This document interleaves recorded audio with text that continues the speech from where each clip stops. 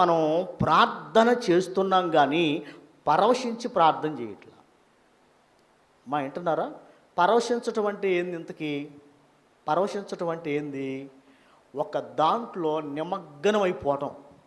కొంతమంది సీరియల్ ఎట్ట చూస్తారు తెలుసా? టీవీలో తలకాయ పెట్టేస్తారు, ఇక అంతే. ఏం చేస్తారు?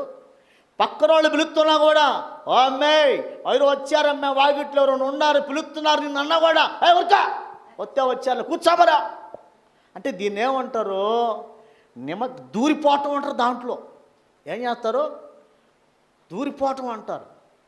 దూరిపోయి నీకు ఎవరు ఏం మాటలు చెప్పినా, ఎవరు పిలుస్తున్నా నీకేం వస్తుంది?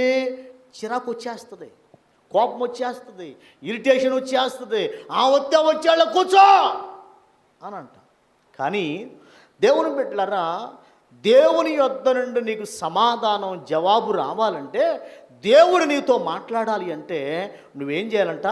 ప్రార్థనలో కూర్చొని ఏదో రెండు మొక్కలట్ట ప్రార్థన చేసి వెళ్ళిపోతే జవాబు రాదు.